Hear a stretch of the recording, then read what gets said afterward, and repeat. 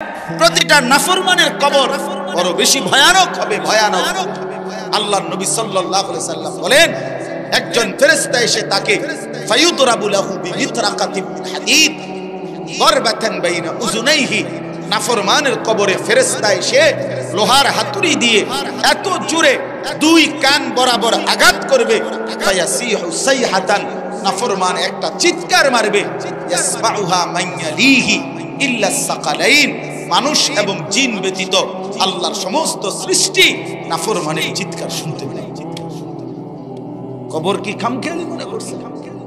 আল্লাহর নবী সাল্লাল্লাহু আলাইহি সাল্লাম বলেন, নাফরমানের কবর তাকে এত জোরে চাপ দিবে, ডান পাশের মাটি বাম দিকে, বাম দিকের মাটি ডান পাশে চলে আসবে, হাত্তা তাখতালিফা আদলাউহু।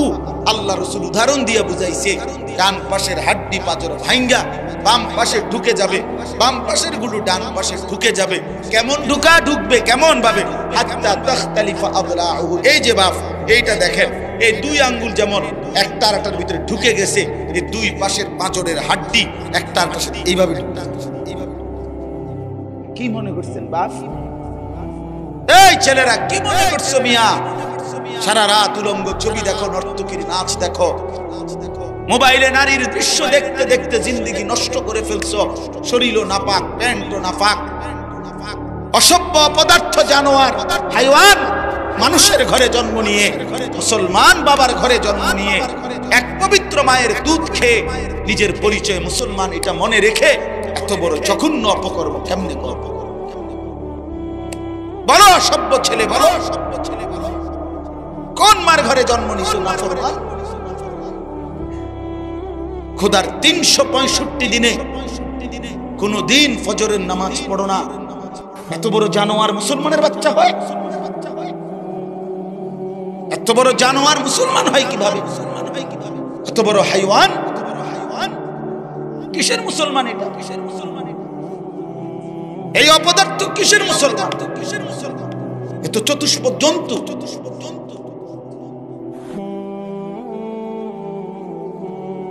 আল্লাহ আমাদেরকে মাফ করুন। ছেলে পেলে ভাবতে শিখো বাবা, নিজেরে নষ্ট করে দেওয়ার মধ্যে কি ফায়দা?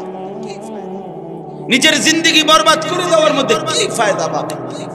একটা মোবাইল জীবনের সব, একটা নারী জীবনের সব, একটা মোটর সাইকেলের জন্য আমরা পৃথিবীতে আসছি। এই বন্ধুদের কিছুক্ষণের আড্ডা, এই খালাস। আহা, একদিন রাত গভীরে চোখ বন্ধ করলে দেখবা প্রিয় বন্ধু আমার, তোমার পাশে আর কেউ নাই। একদিন এই পৃথিবীর সব আলো বাতাস চলবে, এই পৃথিবীর গাড়ি ঘোড়া চলন্ত বাতাস, রোদ বৃষ্টি সব থাকবে, পৃথিবীর মানুষগুলো দৌড়বে ছুটবে, মৃত্যু তোমার একদিন একদম স্তব্ধ করে দিবে। সেদিন দেখবে সবাই ব্যস্ত, তুমি কেবল শান্ত। সেদিনও দোকান খুলবে, সেদিনও রোদ উঠবে, সেদিনও বৃষ্টি ঝরবে, সেদিনও হাজারো মানুষের ব্যস্ততা থাকবে, শুধু তুমি বন্ধু থাকবে, তুমি বন্ধু থাকবে। হ্যাঁ প্রিয় ভাই আমার, এটা জরুরি বিষয়, বুঝতে শিখো। নিজের ভালো, নিজের কল্যাণ, এটা বহুতই জরুরি, বহুতই জরুরি। যাই হোক, আমি লম্বা করে ফেলছি আমার কথা। তৃতীয় কথা হলো দলালাত। কোন ব্যক্তি হকের রাস্তা, জান্নাতের রাস্তা, সঠিক রাস্তা থেকে পথ হারিয়ে ফেলা, কুফরির মধ্যে লিপ্ত হলো, শিরিকের মধ্যে লিপ্ত হলো, বিদআতের মধ্যে লিপ্ত হলো, সামাজিক বদরসম কুসংস্কারের মধ্যে লিপ্ত হয়ে গেল। দুনিয়ার ইহুদি, খ্রিস্টান, কাফের, বেঈমান, নাস্তিক, মুরতাদ, মুশরিক, নর্তকী, গায়ক, নায়ক, এই অসভ্যদের কাছে তার জীবন সঁপে দিল। তাদের মতো তার মানে সে দালালাত, পথভ্রষ্ট হয়ে গেল, হকের রাস্তা, জান্নাতের রাস্তা, আলোর রাস্তা থেকে বঞ্চিত হয়ে গেল, পথ হারা, গোমরা হয়ে গেল। এটা তারে জাহান্নামে নিয়ে যাবে। এটা তারে কই নিয়ে যাবে বাপ? আমান ইউদলিলিল্লাহু ফামা লাহু মিন হাদ। আল্লাহ কোরআনে বলছে, আল্লাহ যাকে পথ হারা করে দেয় সে আর কোথাও কোনো পথ প্রদর্শন পায় না। আল্লাহ থেকে যদি কারো বন্ধন ছুটে যায় বন্ধু, তার জন্য আর কোনো পথ প্রদর্শক নেই। কোরআনের সরাসরি আয়াত, আল্লাহ বলছে, আল্লাহ তাআলা বলছে, কোরআন শরীফে কতভাবে বলছে আল্লাহ যে নাফরমানদের পুরোটা জিন্দেগি কেমন কেমন, আমালুহুম কারামাদিন ইশতাদ্দাত বিহির রিহ ফি ইয়াউমিন আসিফ।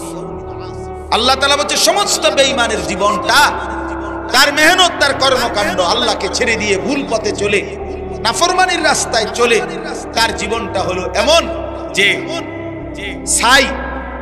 ছাই বুঝেন, চুলার যে ছাই, এই ছাই কোন ব্যক্তি রাস্তার মাঝখানে মনে করেন এক পাশে এমন জায়গার মধ্যে স্তূপ দিল, অনেক ছাই, একটা ঝড়ো বাতাস, একটা প্রচন্ড বেগে বাতাস এসে এই ছাইগুলোকে পলকের মধ্যে, মিনিটের মধ্যে উড়াইয়া ফেললো। আল্লাহ পাক করেন সমস্ত কাফের, বেঈমান, নাফরমান, পাপী সারা জিন্দেগীর সমস্ত কর্মকাণ্ড ওই ছাইয়ের মতো প্রচন্ড বাতাস যেটাকে মিনিটের মধ্যে উড়িয়ে ফেলে। কারামাদিন ইশতাদ্দাত বিহির রিহু ফি ইয়াউমিন আসিফ। আল্লাহ তাআলা বলেন, আল্লাহ বলেন আমালুহুম কাসারাবিন বিকিআতিন ইয়াহসাবুহু যামআন মাআ হাত্তা ইযা জাআহু লাম ইয়াজিদহু শাইআ।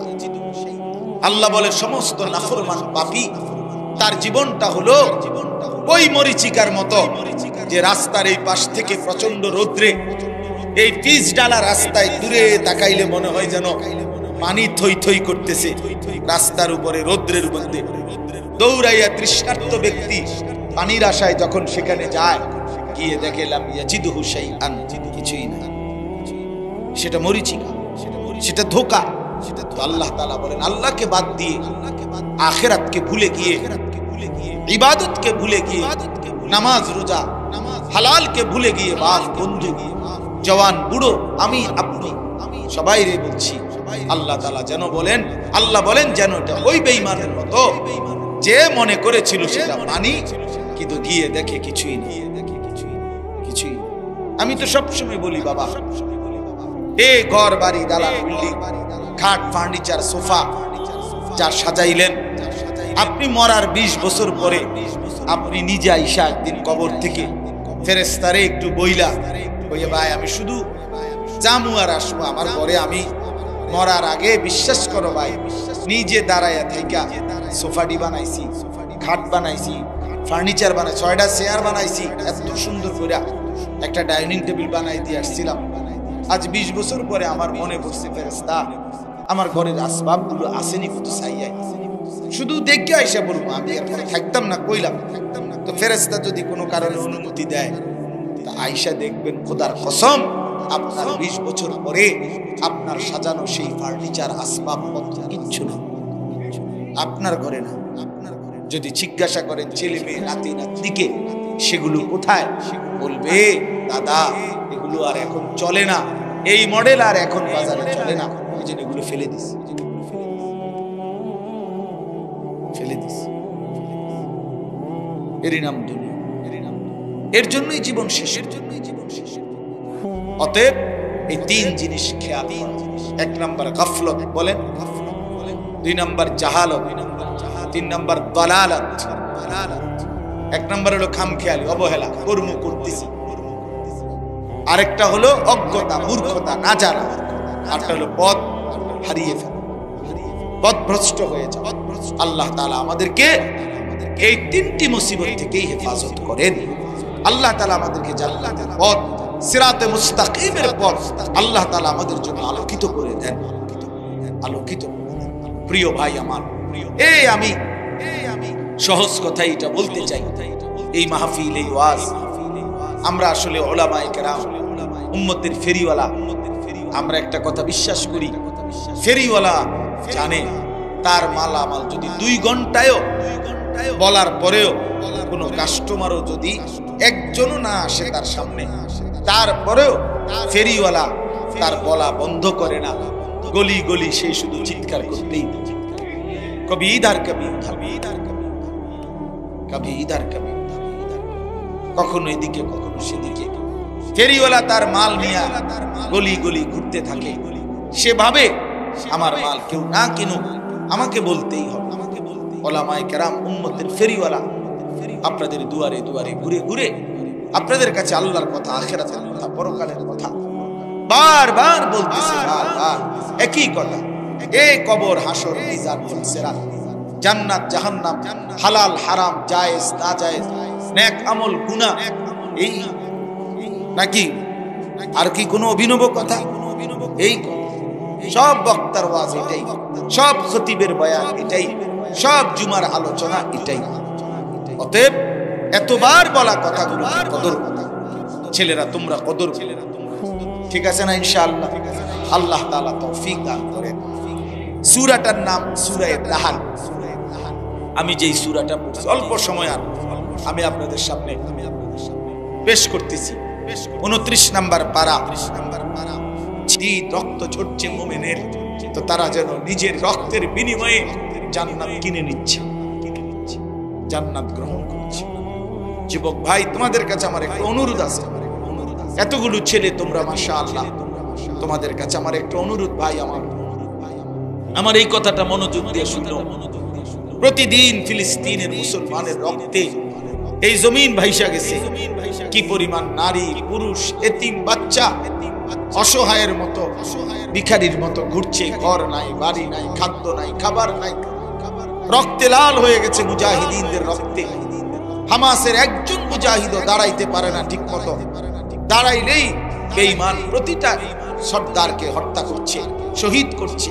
তাহলে এত রক্ত, এত শাহাদাত প্রতিনিয়ত দেখতে চাইলে দেখো তুমি ভাইয়া, এই অবস্থায় একজন যুবক তুমি দিনভর রাতভর নারী ছবি, অশ্লীলতা, মোবাইলে নর্তকীর দৃশ্য, একটা সেজদাও দিলা না, এক ফোঁটা চোখের পানিও ফেললা না, দিনটা রাতটা আল্লাহর নাফরমানি আর অশ্লীলতার বেহায়াপনার মধ্যেই কাটাইয়া দিলা। আর তোমার মুসলমান বাবা, ভাই, বোন এইভাবে রক্তে ভাইসা গেছে।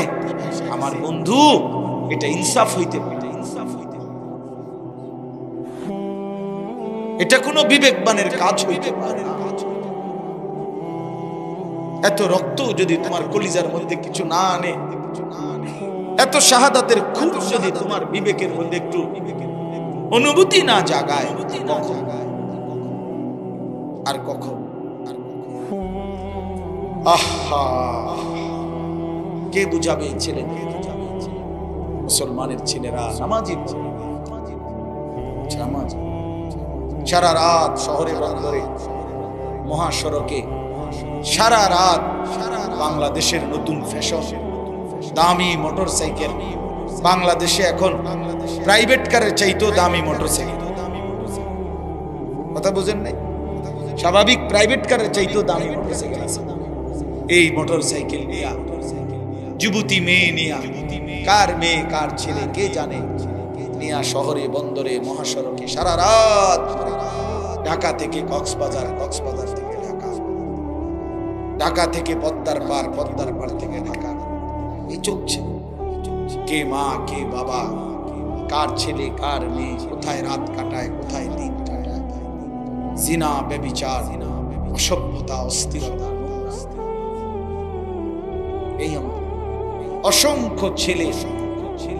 আপনারা যারা বাবা, তারা জানেন না, আমি জানি। ছেলেদের প্রতিটা নড়াচড়ার খবর রাখি আমি প্রতিনিয়ত। এই মোবাইলের মাধ্যমে বর্তমানে লক্ষ লক্ষ ছেলে বাংলাদেশের প্রতিদিন প্রতি রাতে এই মোবাইলে অনলাইনে জুয়া খেলে, জুয়া খেলে। এই জুয়ারি বাবার সব শেষ করে দিছে, পরিবারকে ফকির বানিয়ে দিছে। এই সেদিন হুজুর উত্তরবঙ্গ থেকে এক ছেলে আমার কাছে আসছে, আইসা জড়ায় ধরে এমন কান্দা। আমি বললাম কি হয়েছে বাপ? হুজুর আমার বাবার ফার্নিচারের দোকান ছিল, 2.5 লক্ষ টাকা বাবার ফার্নিচারের দোকানের টাকাটা পুঁজি চুরি করে নিয়ে নিছি, নিয়া অনলাইনে মোবাইলে জুয়া খেলতে গিয়ে টাকাটা শেষ। এখন বাপেও ফকির, আমিও ফকির, বাবাও পথে বসে গেছে, আমি এখন কি করব? এই পরিমাণ ওই কোথাকার ক্রিকেট খেলোয়াড় কোথায় ফুটবল খেলোয়াড় খেলে আর এই বেঈমানে এখানে বৈশা ওই খেলোয়াড়ের জন্য জুয়া ধরে, বুঝলেন? এই বলে ছক্কা মারবে, এটাতে 6 মারবে, এইটার উপরে বেট 2000 4000 টাকা জুয়া খেলা, অনলাইনে জুয়া। বর্তমানে এমনি জুয়ার চাইতে মোবাইলের জুয়া জনপ্রিয়। আল্লাহ আমাদের সন্তানদেরকে ফিরবার তৌফিক দান। অসংখ্য মা বাপ জানেই না এটা যে পয়সা, তার ছেলেটা পয়সা বন্ধ ছুটে গেছে, বাপ মা জানে। এই অসভ্যর যে চরিত্রহীন হইয়া কিচ্ছু নাই ভিতরে, তার জানেন, চেহারা দেখলেই তো বোঝা যায় চোখ ভিতরে ঢুকে গেছে, সাফা ভাঙ্গা গেছে, কোমরে গোশত নাই। কেন এমন হইল? আরে অসভ্য, এমন হইল কেন? তো 16 বছরের তাগড়া ছেলে, 18 বছরের তাগড়া ছেলে তোমারে দেখলে এরকম অসুস্থ বেয়ারাম মনে হয় কেন? ওই যে নারী ছবি, জিনা ব্যভিচারের দৃশ্য, নিজের হাতকে নাপাক ব্যবহার, আর কি শরীর নাপাক, কাপড় নাপাক, পোশাক নাপাক। আল্লাহ হেফাজত করে। আমি আসলে আপনারা বয়স্ক, আমার উস্তাদ সামনে, এরপরেও আমি শুধু যুবকদের ভালোবাসায়, এটা আমার একটা আলাদা মিশন, আলাদা ফিকির। এই জন্য আমি বললাম, মুসলমানের ছেলেগুলো ইনশাআল্লাহ ফিরে আসলে আগামী দিনে ইসলামের পতাকা এদের দ্বারাই উড়বে ইনশাআল্লাহ। এই ছেলেরাই একদিন অচিরেই ইমাম মাহাদির পক্ষে এরা লড়বে ইনশাআল্লাহ। মনে রাখো যুবক, তুমি হয়তো কাজে লাগলা না, কিন্তু ইনশাআল্লাহ মুসলমানের অগণিত যুবক রেডি হচ্ছে আগামী দিনে জান বাজি রাখবে ইনশাআল্লাহ। দেখো বললাম, দেখো বললাম।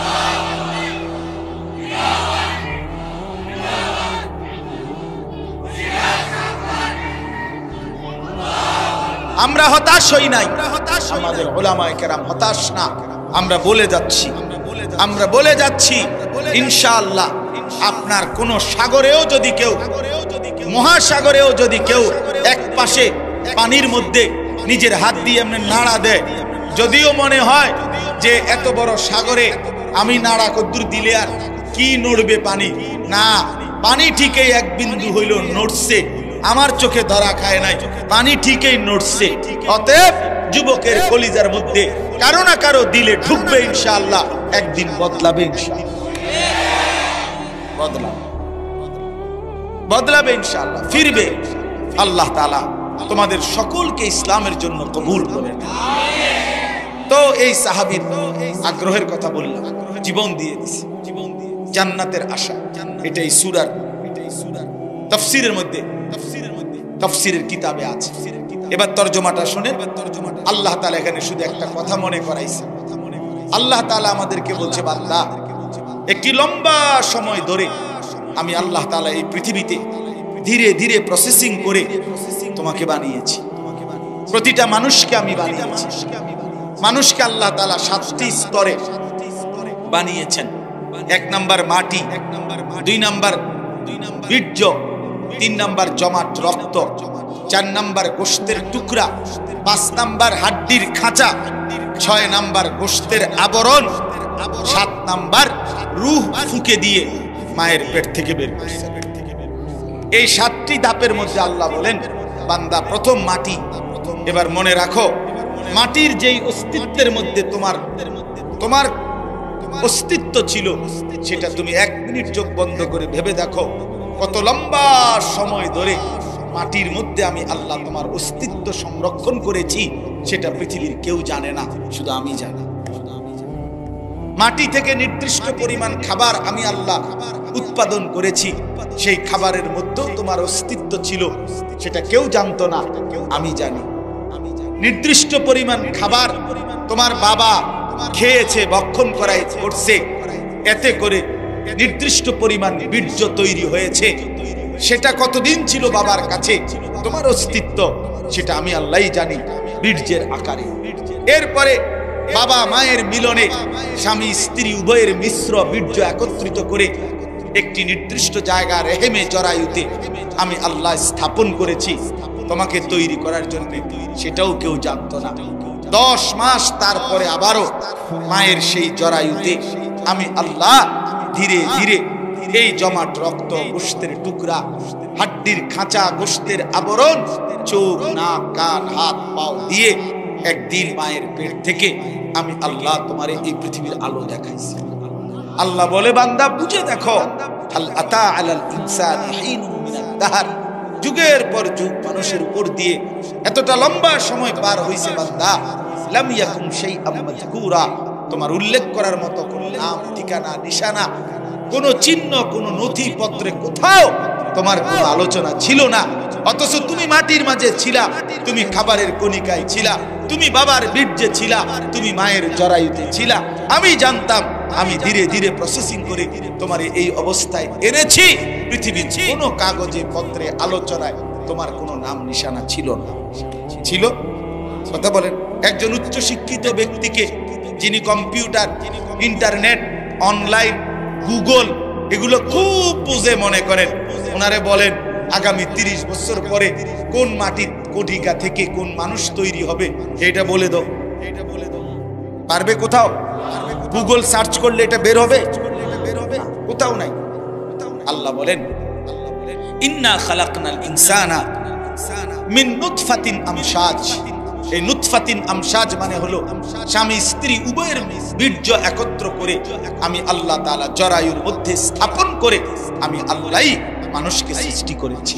সুবহানাল্লাহ। এখন প্রশ্ন হইল যে এই যে লম্বা সময় মাটি, খাবার, বীর্য, মায়ের জরায়ু, এরপরে 10 মাসের ধীরে ধীরে এই প্রসেসিং, আল্লাহ বলেন এতটা লম্বা সময় ধরে আমি আল্লাহ যে তোমারে ধীরে ধীরে বানাইলাম, এই পর্যন্ত আইনা মায়ের পেট থেকে পৃথিবীর বুকে আলো দেখাইলাম, কথা বলার শক্তি, হাত নাড়াইবার শক্তি, চিন্তা করবার শক্তি সব আমি দিলাম।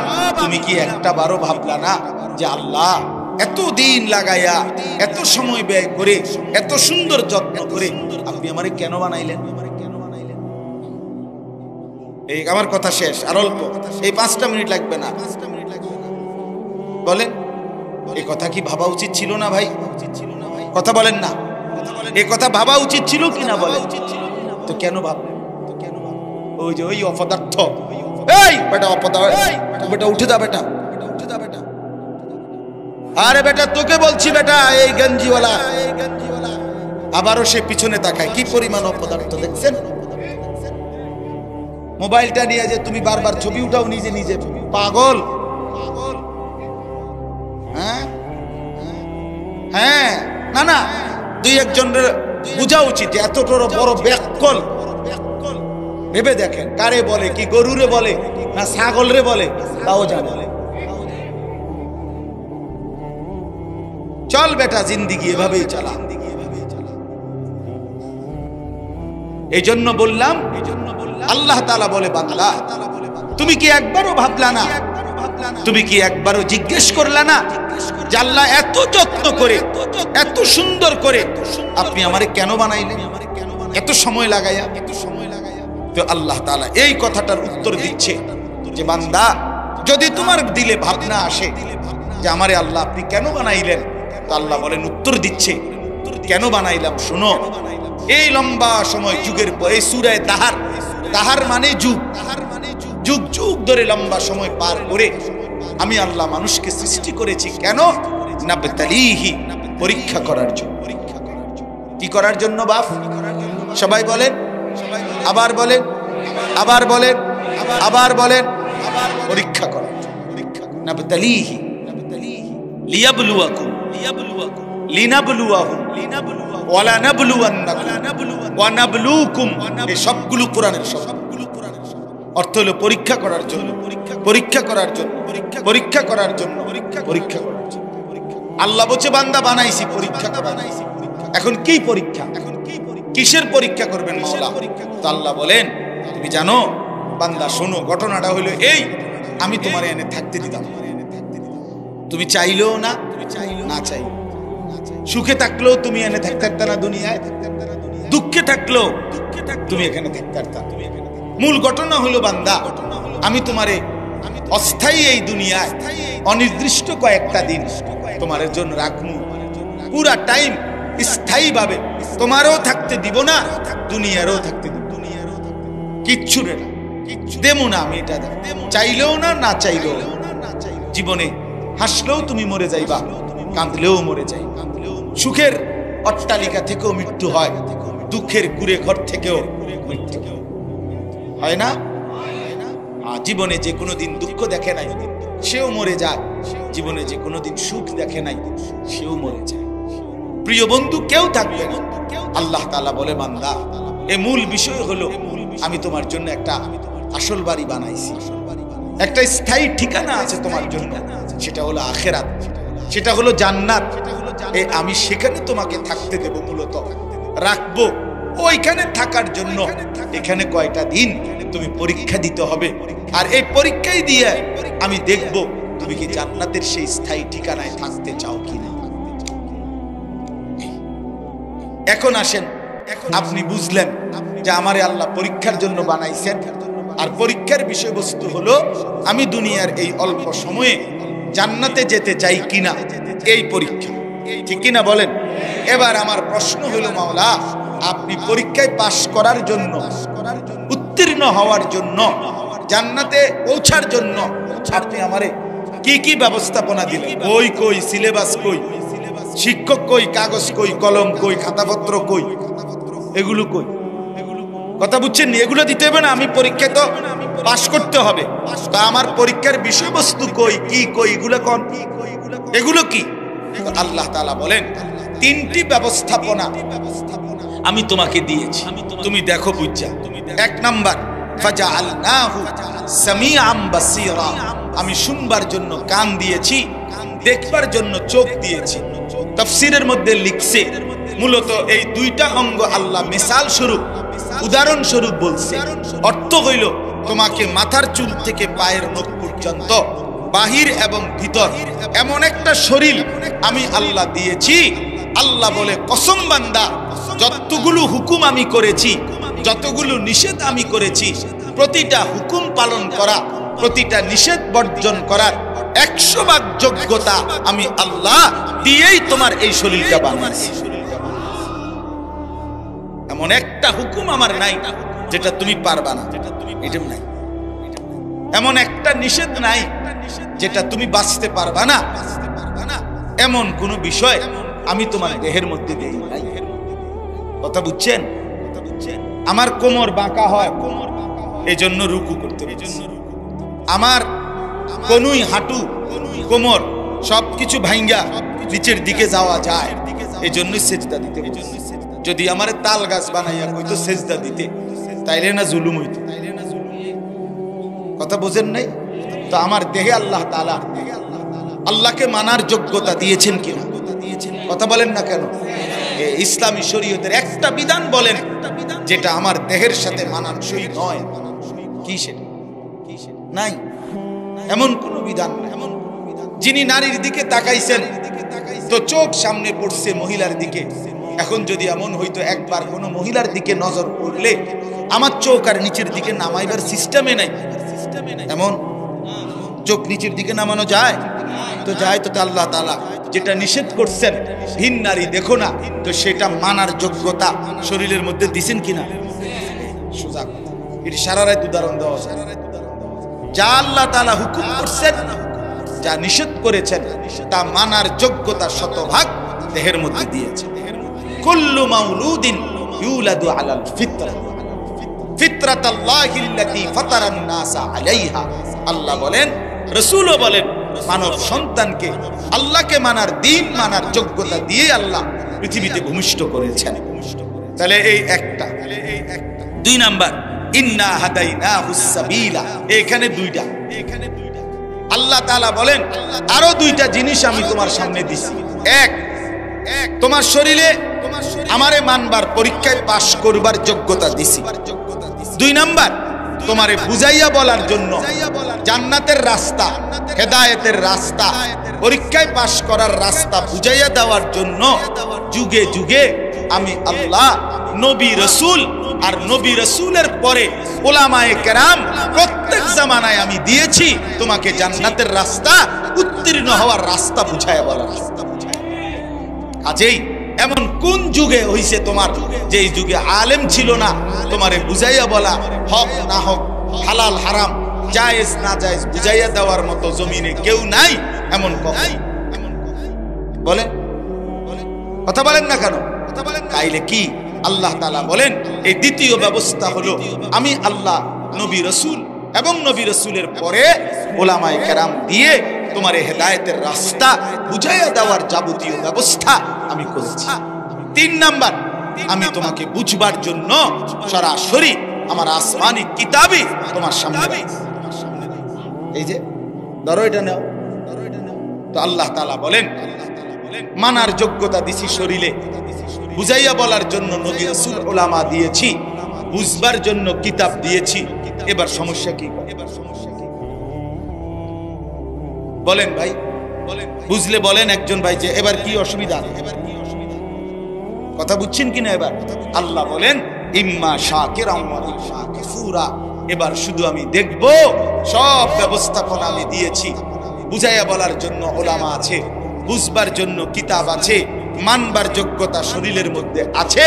এবার আমি দেখব তুমি বান্দা আমার অনুগত নাকি ইম্মা। কি মিল কোরআন, কি সুন্দর! ইম্মা শাকিরান ওয়া ইম্মা কাফুরা। এবার দেখব তুমি কৃতজ্ঞ না অকৃতজ্ঞ, অনুগত নাকি অবাধ্য। তো যদি প্রশ্ন করেন যে অবাধ্য হইলে কি করবেন, হ্যাঁ, আর অনুগত হইলে কি করবেন? আল্লাহ বলে শোনো, ইন্না আ'তাদনা লিল কাফিরিনা, সমস্ত নাফরমান অবাধ্য বেঈমানের জন্য আমি আল্লাহ পাপীর জন্য আখিরাতে 3টা জিনিস রাখছি। 1 নাম্বার সালাসিলা, আগুনের শিকল 70 হাত লম্বা, 70 জিরাআন ফাসলুকুহু, 70 হাত লম্বা আগুনের শিকল দিয়া তোমারে বেঈমান ফেরেশতা আমার তোরে বাঁধবে। 1 নাম্বার। 2 নাম্বার ওয়া আগলালা, তোর গলায় বেড়ির মতো বান দিবে। এটা এরকম আমি আপনাদের দেখাইলে বুঝবেন। সূরা ইয়াসিনের মধ্যে আছে ইন্না জাআলনা ফি আ'নাকিহিম আগলালান ফাহিয়া ইলাল আদকানি ফাহুম মুকমাহুন। এটা আল্লাহ বলেন প্রত্যেক পাপী নাফরমান, এই বেনামাজি সন্তান মনে রাখো, হারামখোর, সুদখোর, ঘুষখোর, কিস্তিওয়ালা মনে রাখো, বেপর্দা মহিলারে বইল যে প্রত্যেকটা পাপী নাফরমানকে হাসরের ময়দানে ফেরেশতারা এই 2 হাত ঘাড়ের পিছনে দিয়া, এইভাবে দিয়া, এই থুতনির নিচে এই 2 হাতের এই অংশ দিয়ে এইভাবে বান দিয়ে রাখে। এইভাবে দেখছেন? এইটাই হলো এই সূরা ইয়াসিনের এই কথার অর্থ। ইন্না জাআলনা ফি আ'নাকিহিম আগলালান ফাহিয়া ইলাল আদকানি ফাহুম মুকমাহুন। অর্থাৎ এইভাবে যখন ফেরেশতা বান দিবে, খোদার কসম বেঈমান আর কোনোদিন 1 সেকেন্ডের জন্য চোখটা আর মাটির দিকে নামাইবে না। এভাবে দিয়ে রাখলে হেটা নামাইবো কেন? এই আল্লাহ বলেন 1 নাম্বার আগুনের শিকল রাখছি তোর জন্য, আগলালান বেড়ির মতো বেঁধে দিবে, ওয়া সাঈরা আর জাহান্নামের আগুন রেখেছি। এবার অনুগত হলে পুরস্কার কি? এই পুরস্কার আল্লাহ বলেন ইন্নাল আবরারা ইয়াশরাবুনা মিন কাসিন কানা মিজাজুহা কাফুরা আইনান ইয়াশরাবু বিহা ইবাদুল্লাহ। আল্লাহ তাআলা বলেন প্রথম হইল পুরস্কার কি? অনুগত হইলে আল্লাহ বলে প্রথম পানি দিয়ে শুরু করি। বুঝেন নাই কথা? প্রথম কি দিয়ে শুরু করি? পানি দিয়ে, পানীয় দিয়ে শুরু করি। আল্লাহ বলেন আমার অনুগত বান্দাকে পান করানো হবে এমন পাত্রের পানীয়, যেই পাত্রের প্রত্যেক পানির সাথে আমি আল্লাহর জান্নাতে একটা ঝর্ণা আছে, স্পেশাল ঝর্ণা, যেটার নাম হচ্ছে কাফুর। ওই কাফুর ঝর্ণা থেকে মিশ্রিত পানি মিশিয়ে আমার বান্দাকে প্রতি গ্লাস, প্রতি জগে পানীয় পান করানো হবে। ইউফাজ্জিরুনাহা তাফজীরা, আমার বান্দা নিজ হাতে সেই ঝর্ণার পানি প্রবাহিত করে। ঢেউ খেলাবো আর আরামসে পানি পান করবো। আল্লাহ বলেন এই কাফুর মিশ্রিত সুগন্ধিময় ঝরনার পানি প্রতি গ্লাস প্রতি জগের সাথে মিশিয়ে আমার বান্দাকে পান করানো হবে। আর তখনই বুঝবে বান্দা পানীয়টাই কতটা মজাদার, বাকিগুলোর কি অবস্থা এইগুলা আপনারা সামনে শুনলেন। আমরা আর পারলাম না। আমি 6টা আয়াতে সামনে আরো আছে, আপনি আরো শুনেন, আপনাদের এলাকার ওলামায়ে কেরাম থেকে শুনে নিয়ে। তাইলে বুঝাইতে চাইলাম আল্লাহ তাআলা বলে বান্দা আমি জান্নাতের মধ্যে অসাধারণ পানীয় অসাধারণ মেহমানদারি করব। কোরআন শরীফে আছে, এক কথাই বলি তাইলে সহজে বুঝবেন। আল্লাহ বলেন আমার জান্নাতি বান্দার মেহমানদারিটা কেমন হবে। আল্লাহ একটা অসাধারণ আয়াতে বলছে লাহুম মা ইয়াশাউনা ফিহা ওয়া লাদাইনা মাজিদ। আল্লাহ বলে আমার বান্দা জান্নাতে যা চাইবে তাই পাবে, তা তো দেয়া হবেই। তবে বান্দায় আমার সিনেই কয়টা, বলবেই কয়টা। এইতে সিনেই কি সে বলা শেষ করলে আমি আল্লাহ এবার আমার কাছে আরো অসংখ্য কোটি কোটি নিয়ামত আছে, এবার সেগুলো আমি তাকে